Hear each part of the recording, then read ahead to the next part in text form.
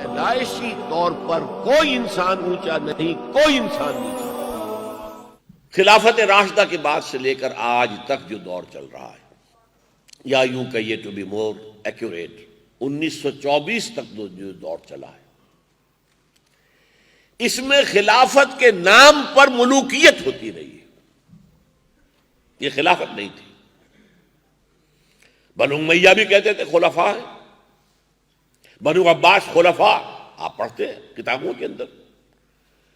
پھر ترکانی عثمانی، عثمان، کیلیفیٹ، درمیان میں تھوڑا سا عرصہ آیا ہے فاطمی خلافت، مصر میں قائم ہوئی۔ یہ سب خلافتیں یہ مسنومرز ہیں، خلافت نہیں، یہ ملوکیت ہے۔ یہ اگرچہ اس کا یہ مطلب نہیں کہ اسلام بالکل ختم ہو گیا، نہیں۔ دیکھیے اسلام کو 6 منزلوں سے تعبیر کیا ہے شاہ اسماعیل شہید رحمۃ اللہ علیہ نے، پہلی، دوسری، تیسری، چوتھی، پانچویں، چھٹی۔ تو خلافت راشدہ کے بعد 6ٹھی منزل گر گئی، یعنی مسلمانوں کا خلیفہ مسلمانوں کے مشورے سے آئے گا، یہ منزل گر گئی۔ باقی اللہ کا حکم چل رہا تھا، عدالتیں تھیں، مفتی تھے، ایکسپرٹ اوپینین دینے والے مفتی حضرات موجود تھے، قاضی تھے، عدالتوں کے اندر قرآن اور حدیث کے مطابق ہی فیصلے ہوتے تھے۔ تو یوں نہ سمجھیے کہ سب گر گیا، یہ تو ہمارے ہاں جو ہے وہ اہل تشیع کا ایک تصور ہے، اور وہ ذہنوں کے اندر بہت گہرا راسخ ہو گیا ہے کہ گویا کہ اسلام ختم ہو گیا بس۔ اور ہمارے ہاں محمد علی جوہر جیسے لوگ بھی رحمہ اللہ، ان کی اللہ خطا معاف کرے، قتل حسین اصل میں مرگ یزید ہے، اسلام زندہ ہوتا ہے ہر کربلا کے بعد۔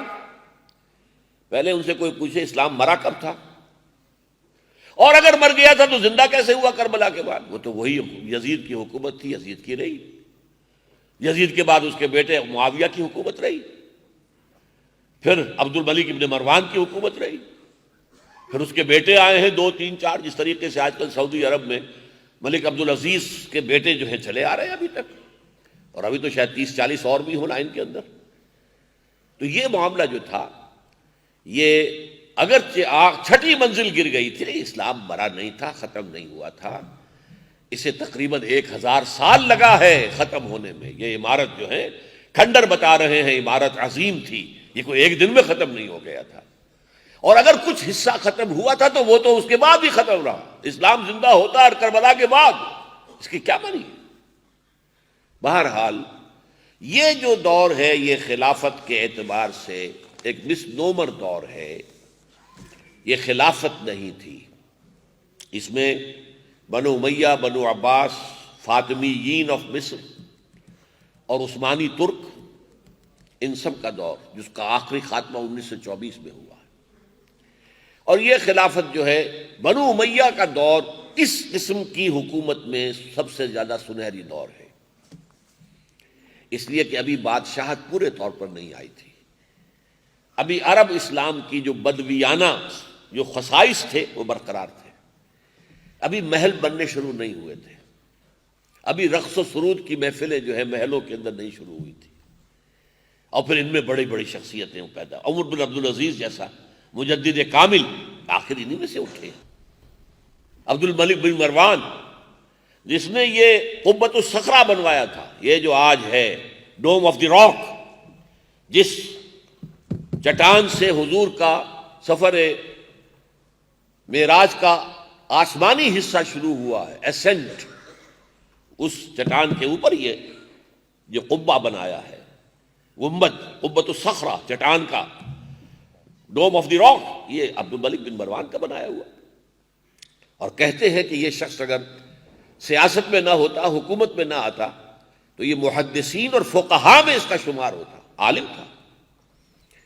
بنو عباس کے دور میں آ کر خلافت جو ہے، اول تو یہ کہ بنی امیہ کے دور میں کم سے کم عالم اسلام وحدت رہا، پورے عالم اسلام پر ان کی حکومت رہی، اور اس میں بھی بہترین دور حضرت معاویہ کا تھا، پورے عالم اسلام میں ایک ہی حکومت، اور 20 برس تک کوئی لڑائی نہیں، کوئی جنگ نہیں، کوئی خانہ جنگی نہیں، کوئی خونریزی نہیں، کچھ نہیں، عام امن کامل حضرت امیر معاویہ۔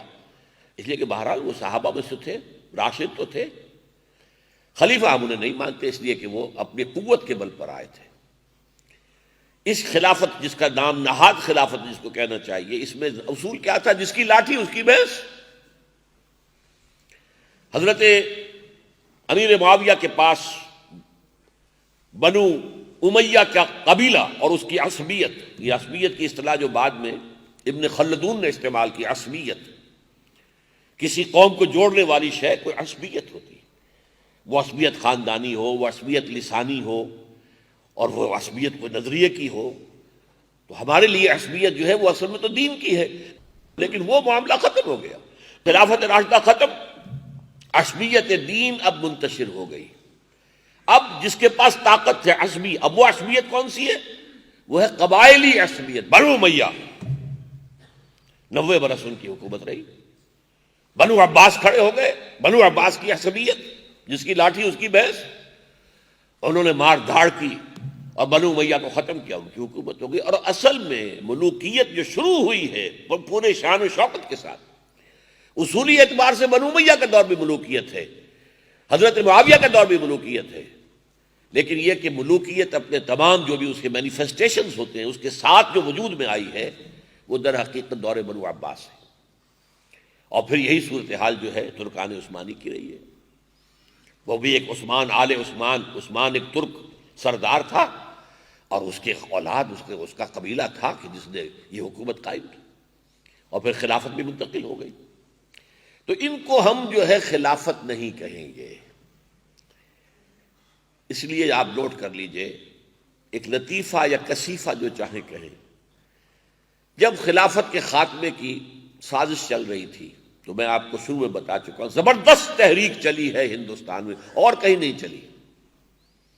حالانکہ خلافت اگر معاملہ تھا تو پورے دنیا کے مسلمانوں کا تھا، لیکن کہیں اور کسی کے کان پہ جوں تک نہیں رینگی۔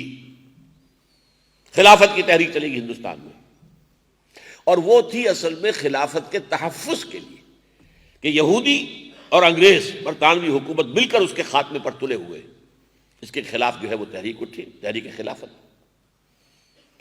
لیکن جب خود اتا ترک نے خلافت کی تنسیخ کا جب وہ اعلان کرنے والا تھا تو علماء کرام اس کے پاس گئے، دیکھیے اس خلافت کو ختم نہ کیجیے، ہم آپ کو خلیفہ مان لیتے۔ اس نے ایک سوال کیا، اگر آپ مجھے خلیفۃ المسلمین مانتے ہیں مسلمانوں کے، تو یہ جو بادشاہ ہیں مسلمانوں کی، یہ میرا حکم مانیں گے؟ کہ نہیں حکم تو نہیں مانیں گے۔ تو پھر لے جاؤ اپنی خلافت، مجھے اس خلافت سے کوئی دلچسپی نہیں۔ چنانچہ واقعہ ہی تھا، بنو عباس کے ساتھ ہی عالم اسلام دو حصوں میں منقسم ہو گیا۔ اسپین کے اندر علیحدہ بنو امیہ کی حکومت چلتی رہی، باقی یہ اب بنو عباس تھے۔ اور پھر جب اس کا زوال شروع ہوا ہے تو سلاطین ہیں، مختلف جگہوں پر لوگ ہیں، بس کہیں سے سند منگا لیتے ہیں خلیفہ سے، اور اس کے بعد ایک دور آیا سند بھی چھوٹ گئی۔ اس کے بعد جب جو تاتاری ہنگامے کے بعد جب ایک ذرا مسلمانوں کے اندر دوبارہ ایک نشت ثانیہ ہوئی ہے، مسلمانوں کی، اسلام کی نہیں، تو اس کے بعد کیا ہوا؟ ترکان تیموری ہندوستان میں سلطنت ہے، ترکان صفوی ایران میں ہے، ترکان سلجوقی مڈل ایسٹ میں ہے، ترکان عثمانی انہوں نے زبردست آٹومان امپائر قائم کی، جو رومن امپائر کی طرح تھی، جس کی 3 ٹانگیں تھیں، اور whole of the north Africa, whole of the west Asia and whole of the east Europe, یہ 3 سلطنت عثمانیہ جو ہے یہ 3 بر اعظموں پر پھیلی ہوئی۔ لیکن نوٹ کر لیجئے کہ یہ در حقیقت خلافت نہیں تھی، ملوکیت۔